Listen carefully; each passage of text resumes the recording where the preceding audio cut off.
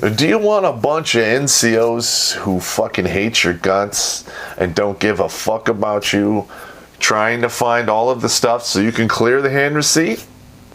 Or do you want to have a bunch of NCOs who actually like you and want to see the best for you and will jump through hoops of fire to get you what you need to clear the hand receipt and move the fuck on?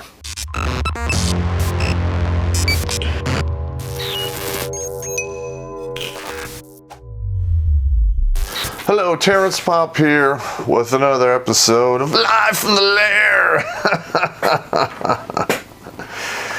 All right, let's see. Well, again, we're somewhere between 2010 and 2013, 414 Civil Affairs Battalion, Southfield, Michigan. There's some stories from the shenanigans that went on during that time. Now, we had a lot of officers rotate through there. A lot of first lieutenants, captains, and a few majors. Now, I remember we just got this first lieutenant. I don't remember his name. But he was put in charge of the motor pool. Okay, so we have a guy who drills once a month, Saturday and Sunday, maybe sometimes late Friday, once a month. And he's out there cracking the whip on all the NCOs who, basically run the fucking motor pool. All right, now I'm not going to tell you that there wasn't some fucked up shit that went on there, because there was. There was a problem with people, basically the motor pool personnel.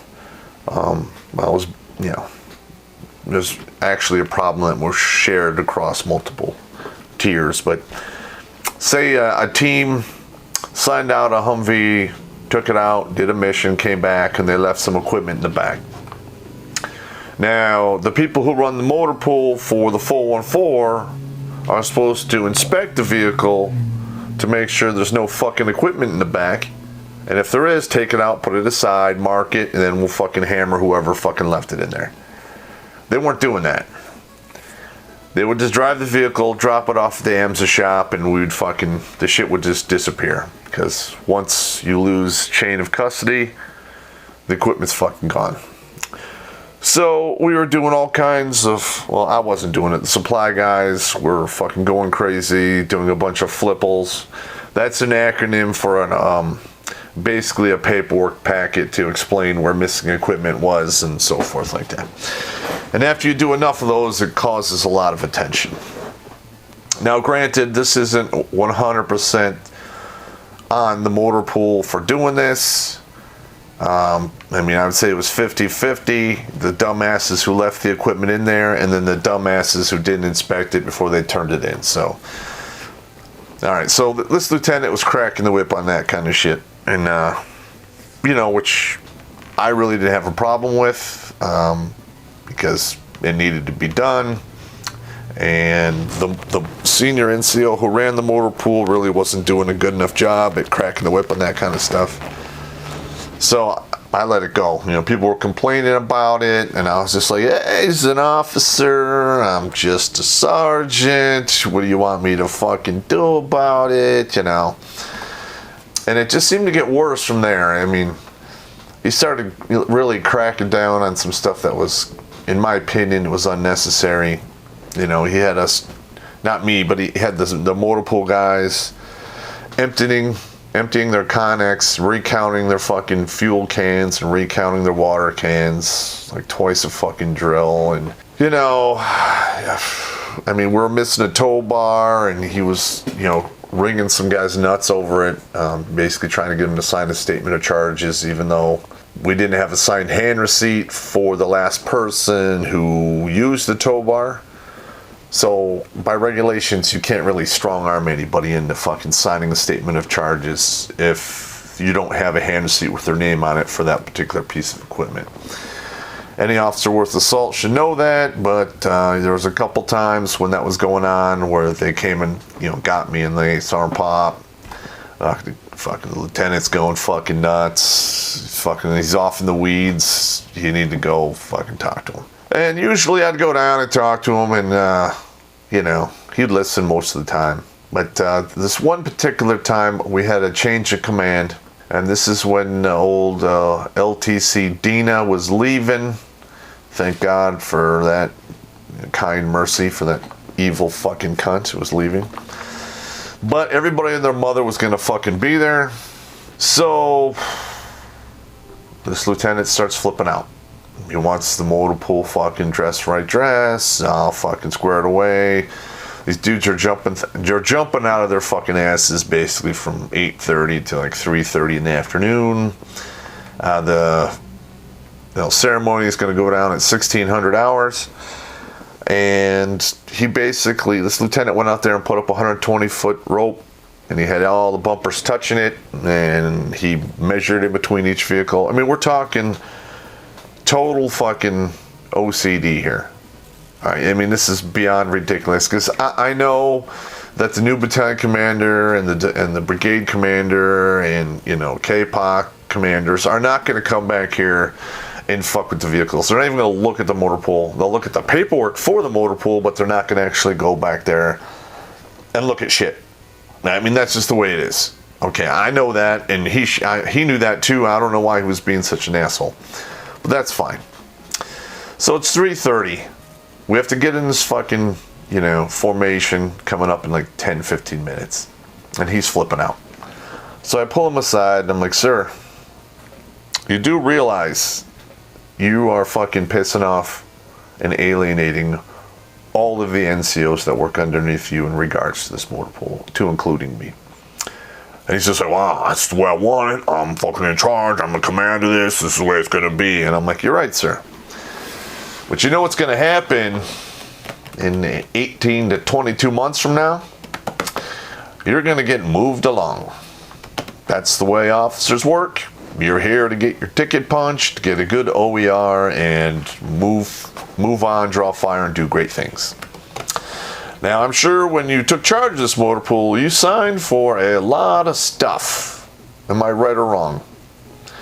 And he looks at me and goes, yeah, that's correct, Sergeant. I'm like, well, as you know, stuff gets misplaced, moved around, shuffled from here to there. It's really beyond anyone's control. It's just the nature of the beast.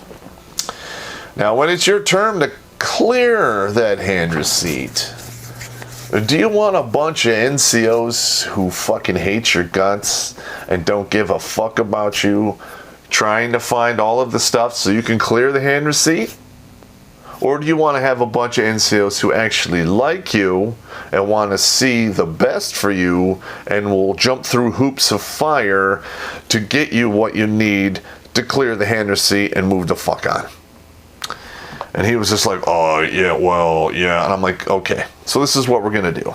You're going to release everybody. They're going to go to formation for the change of command. You're going to shut the fuck up, and that's it. I'll see you next month. And he basically, after that, he listened to what I had to say. He got a good OER, and I'm sure he got promoted up the chain, and he's probably a major by now, looking at lieutenant colonel. Because contrary to popular belief, if you are a C+ officer, you are going to retire lieutenant colonel. Okay? Bottom line, I've seen it 100 fucking times. All right, so that is the second motor pool. All right, that's the motor pool standoff. Now let's go to my second NTC rotation. All right, again, I had just finished the NTC rotation like 8 months prior to this. There's a big meeting. They come out and they say, Sergeant Popp, we need you to go to NTC again. And I'm like, again? I thought you said next time it's gonna be somebody else. Why do I have to go again? And they're like, well, you got experience. You got everyone over there with everything was great, it's not a problem. I'm like, God damn it. And this time, instead of 8 guys, I had 18. I had 21 to start with, but only 18 made the jump. So I had to coordinate for 21 mother jammers right there. So, I have to call down the NTC and talk about how we're going to do the railhead, and then that falls through like it always does because they don't give me the line number so I can charge shit to the proper accounts, so we can't take our vehicles. And then they don't give me the proper line number so I can ship our weapons down there, and that just gets royally effed up because I have to go through 3 or 4 levels above me. So that went to shit. And so basically I just did everything like I did the first time when I had to jump through fucking hoops of fire, call down to the airport, talk to Homeland Security, give them the warno, fax them over the orders that we're going to NTC with a copy of all of the soldiers who are on the docket, a copy of their ID cards front and back. And then I have the weapons memorandum authorizing shipment of weapons on civilian air. I get the weapons cases, which I had to go to 3 or 4 other units in the area and beg, borrow, and steal them, or just sign the hand receipts and make all kinds of crazy promises to get shit done. So I get all that shit done. And then I have to deal with, such and such got hurt, so I have to substitute another guy in, and this guy has a fucking going through a divorce. Pull him off, substitute another guy. I had to do like 4 or 5 substitutions, and then I had 3 guys drop off at the last minute. One guy broke his ankle, can't do nothing about that. Another guy got a case of shingles. That looked nasty because I actually drove to his house to look at it to confirm he wasn't fucking around. And the other one just said, fuck it, I'm not doing it. You can do it. You can fuck me up if you want, which we took care of him later. So, comes time for us to do the big jump. And I call in our supply guys. We load everything up in a 5-ton. We load all of the human beings in 2 of our panel vans, which are assigned to the installation, and we drive to Metro Airport. Everything went pretty much like it did before. In fact, they all remembered me from 8 months prior when I did this the first fucking time. And so we went, and this time I had like 3 or 4 female soldiers with me. They're okay, but they just add another dimension of frustration that I just, I had to deal with. I wasn't prepared to deal with it, but I had to, because that's just the nature of the beast. I'm now serving in a unit that women serve in, and I have to deal with women problems. Great. And now for you, all of you who have been to NTC, when you go down there, like the first week when everyone's unfucking themselves and you're signing out all of your miles gear and all of your weapons above and beyond what you bring with you, and the vehicles, and you get introduced to the unit you're supporting. You live in these giant buildings, which are really the same buildings they use for chicken farms. Okay, it's like 1 acre square, and the lights never turn off. And you go in there, and there's cots in the corners. You got to grab those and set them up, and you have your area, and you got to maintain a guard because people are walking in and out all the time. You don't want your shit fucking walking out the door. Now, the first time I did NTC, I only had to stay in the chicken shack for 1 fucking day because I only had 9 guys, 9 guys, including myself. And we were immediately just, sent to the headquarters of the brigade combat team we're supporting, and we're in the field. So we weren't even there I would say the full 3 weeks.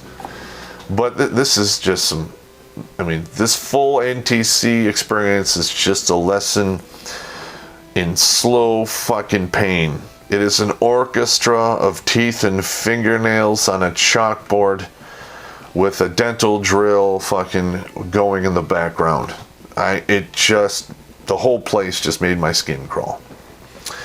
Food fucking sucked. They mermaided it out from God knows where. I fucking hated it. You know, mostly I lived on a couple MREs a day, and every couple days we'd sneak a pizza in there for me and my guys, and we'd have the pizza.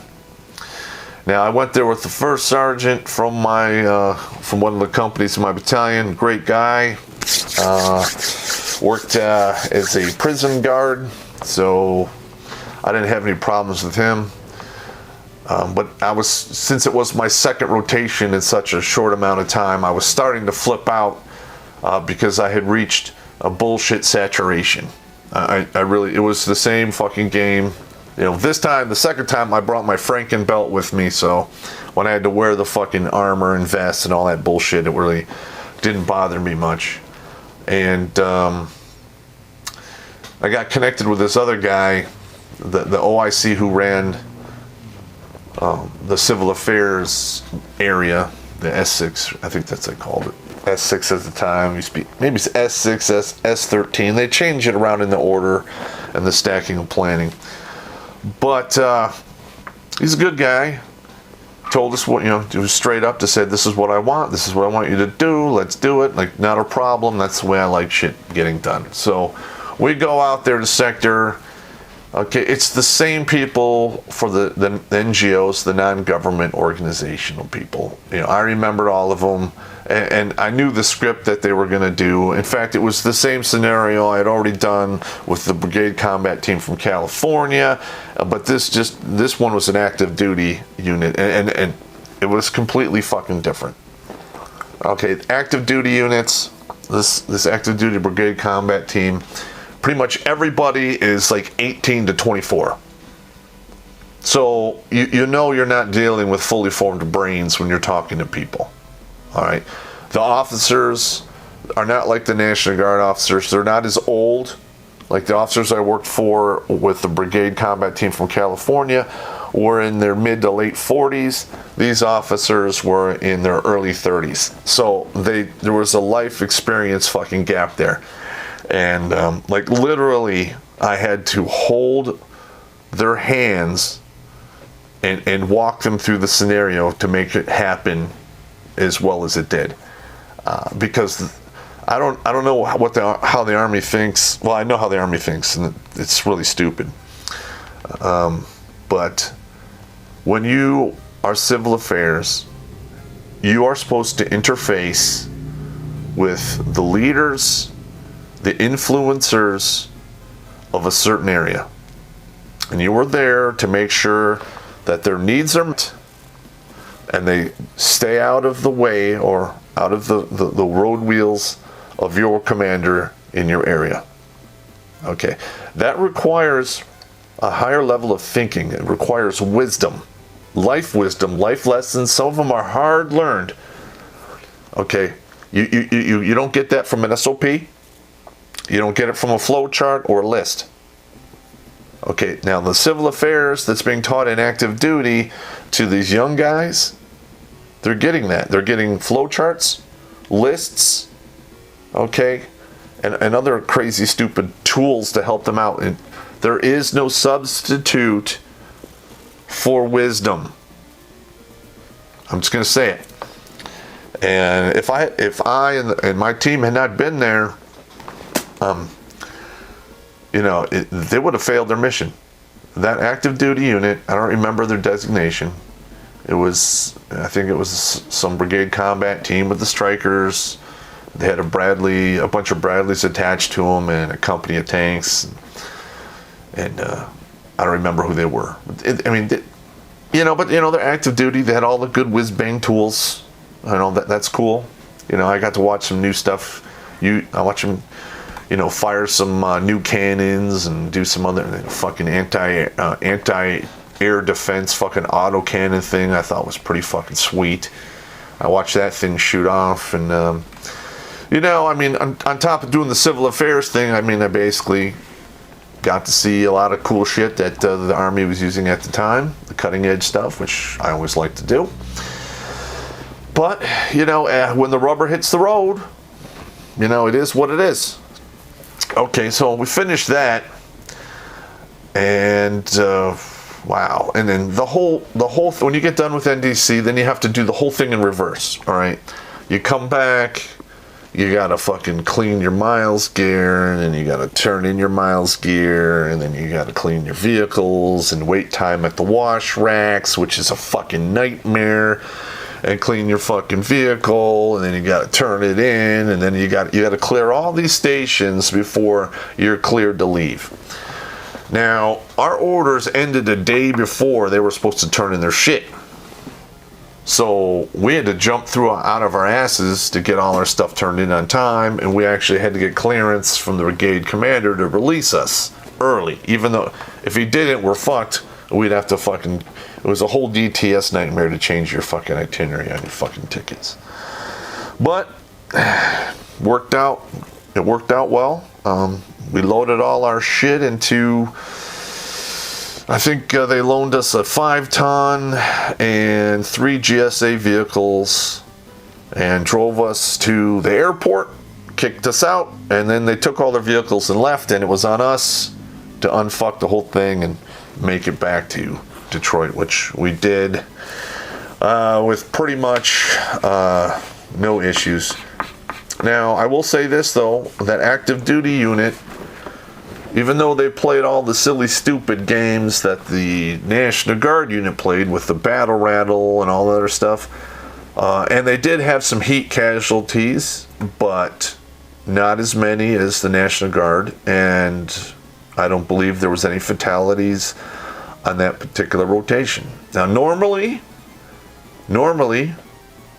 it is expected statistically that at least one of your soldiers is going to die when you go to NTC, because you got a lot of moving parts.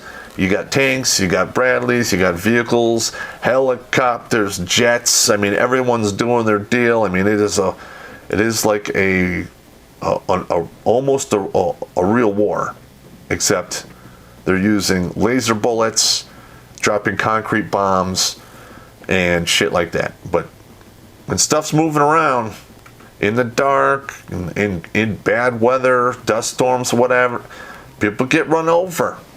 People fall out of aircraft. People catch on fire. People push themselves so hard that their blood chamber bursts and they fucking evict from their meat suit. That's just the way it is. You know, and we're kind of, you know, in my personal opinion, the Russians had a really good idea.